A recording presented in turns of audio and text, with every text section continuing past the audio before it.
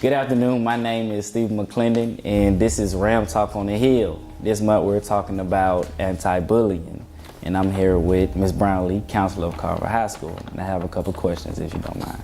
So tell me about the anti-bullying month. Well, this month is anti-bullying awareness month. Within the schools we do several prevention strategies with our students. We a lot of times target the 9th grade because they come in with kind of immature behavior from middle school.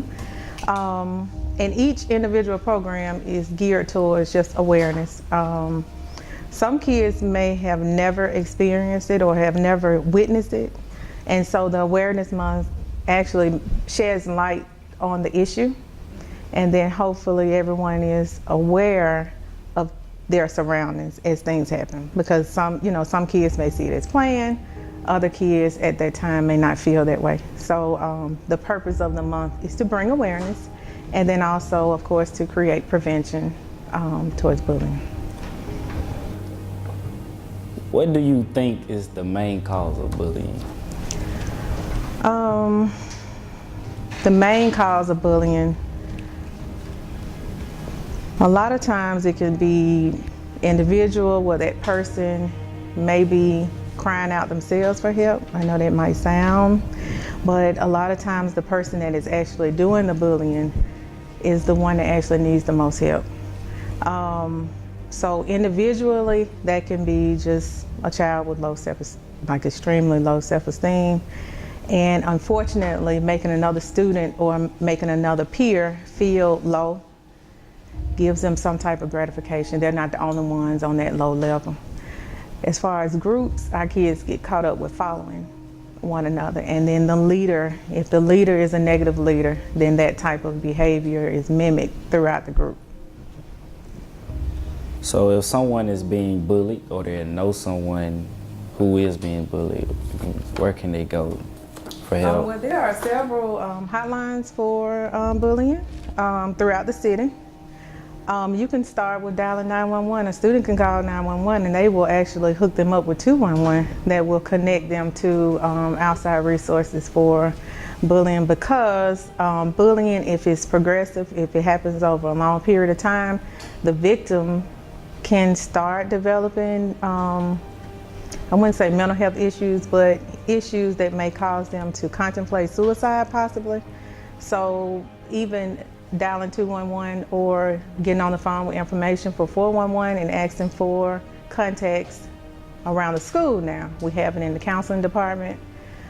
If a child is being bullied in this school, in Carver High School, we expect them to go to the nearest adult and of course come to the counselor. Some kids may feel more comfortable with that teacher that they know, that they see every day, as opposed to the counselor, but every adult in the building is aware of the protocol once a student has claimed to be bullied. In your opinion, what can be done to prevent bullying? More and more awareness, more character development in classrooms. That the more we shed light on the issue, the more we can stamp it out. If we try to act like it's not happening because it's not happening to us, then that's actually going to allow it to survive, so to speak. So awareness can be a killer of bullying in the school. So how can you tell when someone is being bullied? How can you tell? A student may be withdrawn from their peers. A teacher may be able to identify that child by just watching them stay isolated from the rest of the class.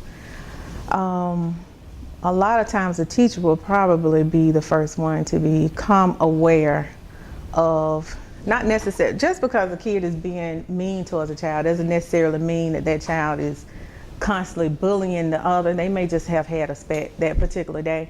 But a teacher can recognize when a child is just isolating themselves or withdrawing themselves from their peers. Their demeanor has changed, their character is totally off, those type things. And we hope our teachers do a great job actually of informing us when they are not necessarily sure, but they have some type of inkling that something is going on. Why do you think students who are being bullied or they know someone being bullied doesn't notify or tell someone? From fear of retaliation. Our kids have this no snitching rule that allows the aggressor to get away with it a lot of times. They don't want to feel what they consider weak if they tell. And just from plain fear. They may just be scared to death, honestly, of telling someone because of they may have already been told the consequences if they were to tell someone. And a lot of times they can stop a child from being, but you know, honestly, that's our job in the building. That's the adult's job, that's the counselor's job to make kids feel comfortable regardless of the possible threat, you know, from another student. So hopefully they will eventually have the nerve to either tell a friend, write it down, write it in a letter, put in a note, pass it to the teacher, or, you know, some sort so they can let someone know or tell a parent.